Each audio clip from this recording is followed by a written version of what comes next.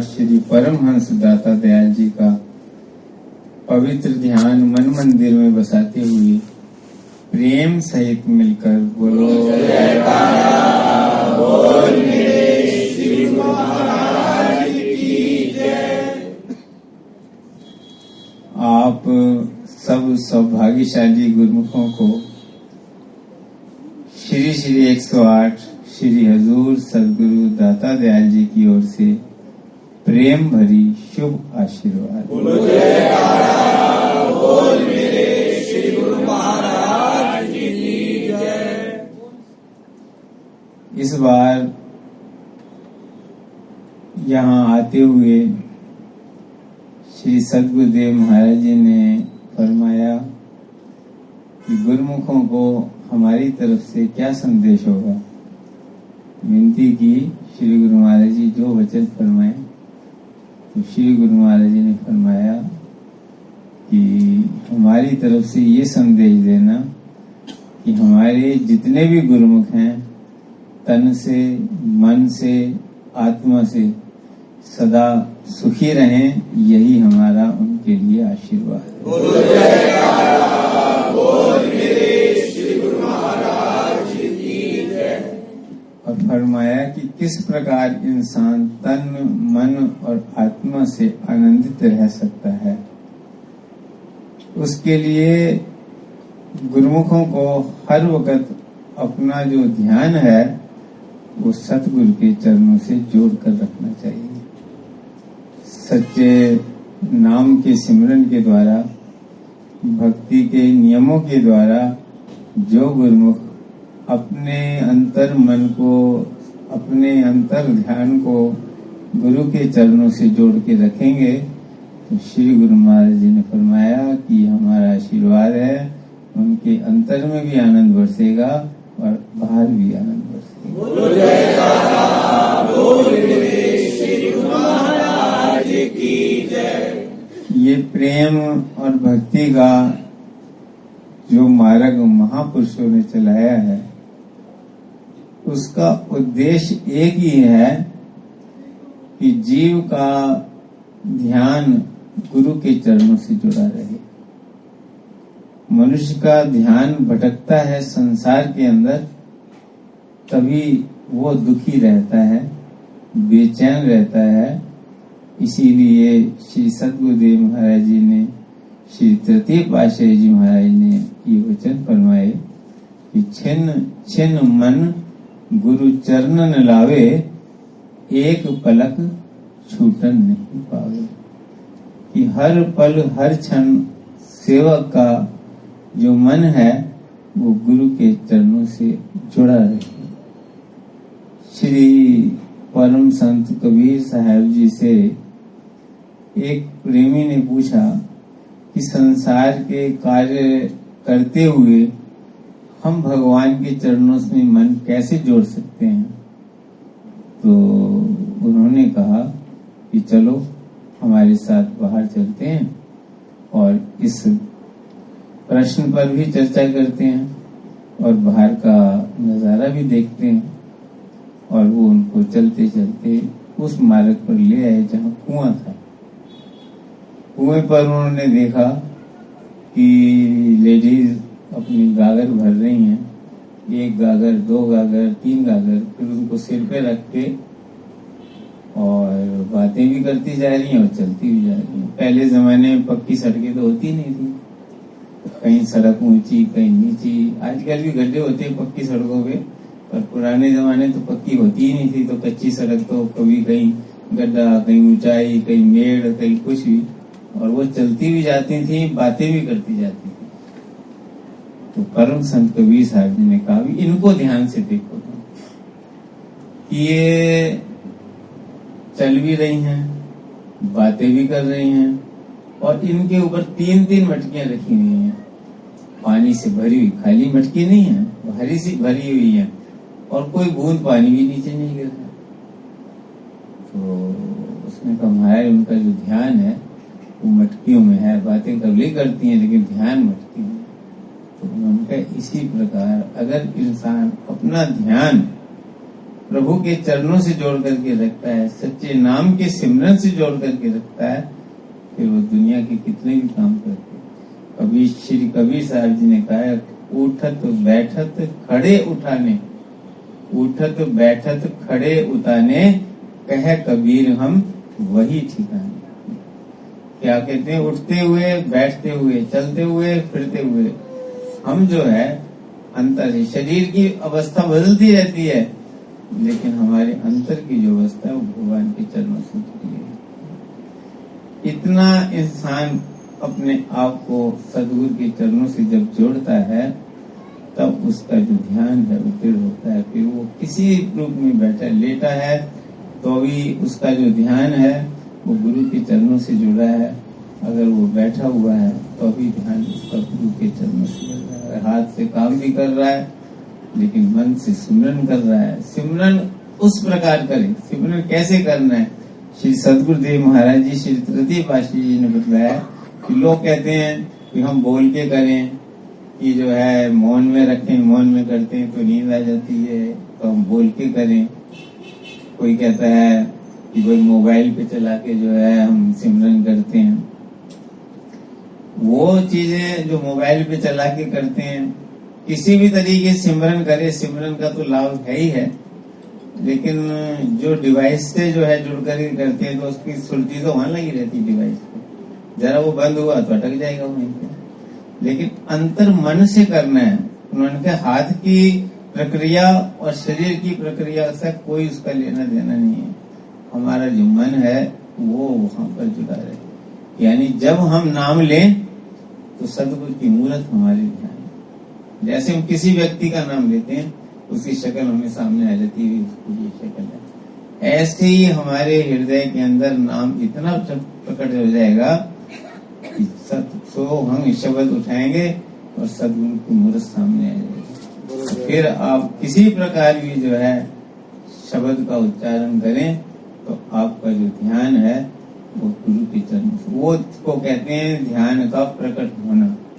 तो इस प्रकार हमें अपने आप को बनाना है कि हम सिमरन करते करते करते करते इतना जुड़ जाएं कि जब भी हमारे सांसों की तरफ ध्यान जाए तो अंदर सिमरन चल रहा है, आंख बंद करें तो सदगुरु का स्वरूप दिखाई दे रहा है, और काम कर रहे हैं तो भी हमारे काम भी हो रहा है और जो है सिमरन भी चल रहा है। इसलिए हम सब गुरु जो है उन्होंने जो भक्ति के 5 नियम बनाए हैं वो इसीलिए बनाए हैं। ये सब क्रियाएं हैं। क्रियाएं का मतलब ये होता है, अब जैसे आप यहाँ पहुंचे हैं, कोई कार से आया है, कोई छोटी कार से आया है, कोई बड़ी कार से आया है, कोई 5 लाख वाली से आया होगा, कोई 50 लाख वाली से आया होगा, किसी को 1 घंटा लगा होगा, किसी को आधा घंटा लगा होगा। पहुंचने में हर किसी की स्थिति है कि वो कहाँ से चला है, कितनी दूरी है उसके अंदर। कोई जो है जैसे कहते हैं ना, वो तो नया आया और उसको एकदम तरक्की हो, तो नया नहीं आया, उसने उतनी यात्रा पहले जन्म में कर ली है।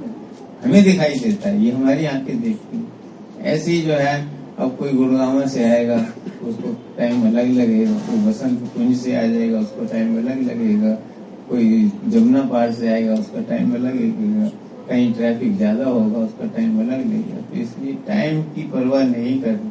हमारे एक एक कदम हम चल रहे हैं तो हमारा जो है कदम परमात्मा की ओर बढ़ रहा है। और जब हम मंजिल पे पहुंचते हैं फिर सब चीजें जो है बाहर आ जाती हैं। गाड़ियां तो सबकी बाहर होगी ना, कोई अंदर तो नहीं लेके आया। ऐसी जो है जितनी भी क्रियाएं हैं ये हमें गुरु के चरणों तक पहुंचानी चाहिए। इसीलिए उन्होंने भक्ति के 5 नियम बनाए हैं। किसी भी क्रिया में कभी भी कोई जुड़ गया, मन से करते हुए, अंतर मन से श्रद्धा से करते हुए। क्यों श्री गुरु महाराज ने अपने वचनों में लिखा है कि श्री आरती, पूजा, सत्संग, सेवा, सिमरन और ध्यान श्रद्धा सहित जो नित्य करे निश्चय होकर पूर्ण निष्ठा से, पूर्ण श्रद्धा से। अंतर से जितनी हमारी भावना गहरी होगी, जितना हम अंतर से गुरु के चरणों से जुड़े होंगे, उतनी जल्दी हमारी यात्रा। इसलिए हम सबका कर्तव्य, उन्होंने बड़ी कृपा की हुई है हम पर, जो हमें अपने दर्शन देकर, अपने वचनों द्वारा हमारा मार्गदर्शन करते हैं, हमेशा हमें प्रेरणा देते हैं। क्यों फरमाते हैं कि 2 घंटे भजन करो, 2 घंटे करते करते करते करते पता नहीं कौन सा क्षण ऐसा आएगा कि बस वो प्रकट हो जाए। इसलिए कहते हैं इंतजार करनी चाहिए, वेट वेट वेट, उसकी कोई अंत नहीं है, कोई ये नहीं है अभी कितनी कितनी देर करनी पड़ेगी, कितने जन्म करनी पड़ेगी। हो जाए तो पल में हो जाए, लग जाए तो 10 जन्म, लेकिन जो लगा हुआ है वो जुड़ा हुआ है। कहते जब गुरुमुख भजन पे बैठता है, जब वो सिमरन शुरू कर देता है तो गुरु की दृष्टि तुरंत उसकी तरफ हो जाती है।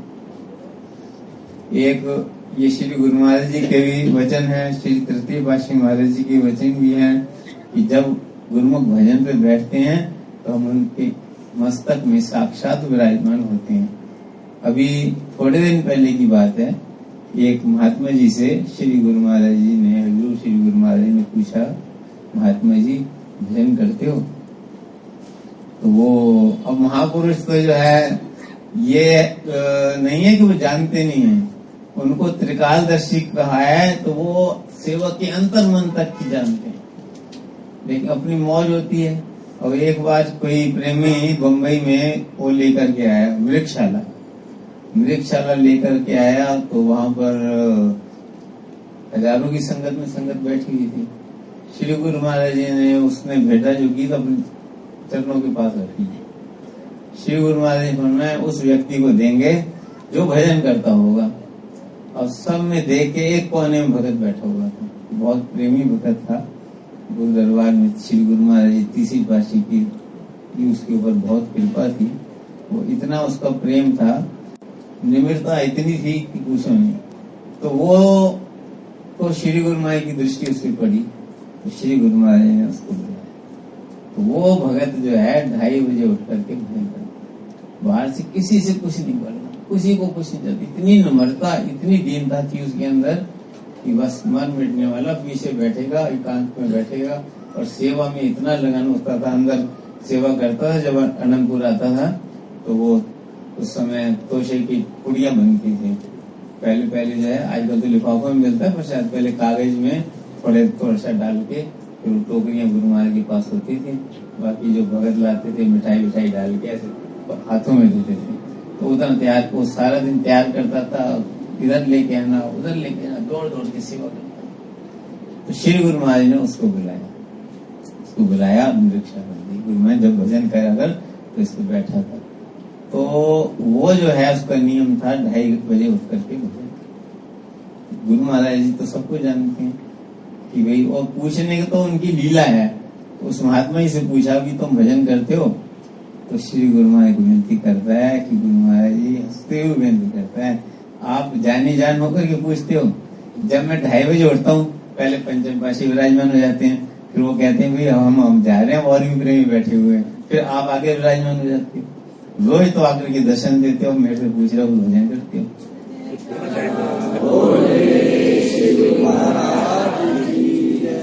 ऐसे जो गुरुमुख जन हैं उनके सदा अंग संग है। वो जब भी बैठता है, इस बात का कभी मत सोचो कि मन नहीं लग रहा है, लेकिन गुरु के हुक्म में जब आप आ गए तो गुरु की दृष्टि में आ गए, तभी से उनकी दृष्टि आप पे पड़ जाती है कि आप भजन कर रहे हैं। इसीलिए गुरु महाराज हमेशा आपको प्रेरणा देते हैं कि टाइम से भक्ति के नियमों की पालना करो, सिमरन करो, सद्गुरु का ध्यान करोगे तो सदा आनंद से भरपूर रहोगे। उनका आशीर्वाद हम सब पर बरस रहा है, बरसता रहेगा।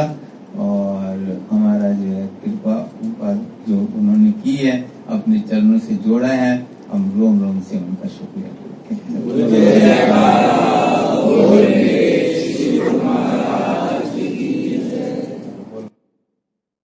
प्रेम सहित मिलकर बोलो जयकारा, बोल मेरे श्री गुरु महाराज की जय। आज के दिव्य सत्संग की आप सभी गुरुमुखों को बहुत बहुत बधाई हो। बोलो जयकारा, बोल मेरे श्री गुरु महाराज की जय। आज का सत्संग अंतर मन से सद्गुरु से जुड़ना। ऐसे ही और सत्संग सुनने के लिए इस चैनल को सब्सक्राइब करें, बेल आइकन प्रेस करना ना भूलें, ताकि आने वाले सत्संग की अपडेट आप सभी गुरुमुख जनों को पहले प्राप्त हो सके। बोलो जयकारा बोल मेरे श्री गुरुदेव भगवान की जय। सभी गुरुमुखों को सा प्रेम जय सच्चिदानंद जी।